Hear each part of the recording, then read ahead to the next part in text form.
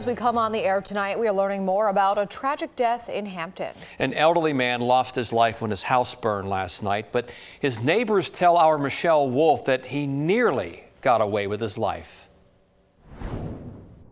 Neighbors tell us 92-year-old Thomas Anderson was inside his home when it went up in flames. He actually escaped, but then ran back inside to grab something and didn't make it back out.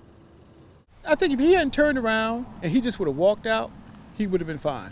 Anthony MacIver lives on Pamela Drive across the street from Anderson. MacIver tells us he smelled smoke an hour before firefighters were called and couldn't figure out what was burning until he saw bright orange flames building across the street. Embers piled up on his truck until the wind changed and Anderson's entire home was aglow. Once it just started combusting, the whole process took 4 minutes. When smoke happens like that in the house, visibility is zero. This whole area, all this was zero.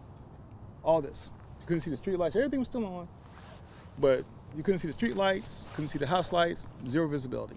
MacIver tells us he and his fellow neighbors are filled with grief.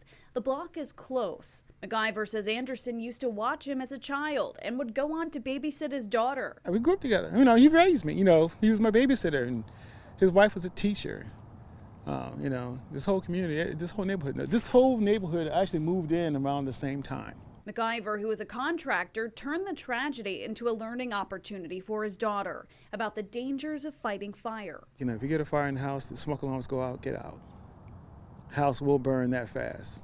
The cause of the fire is still under investigation. Stick with us for updates on air and online. In Hampton, Michelle Wolf, 10 on your side.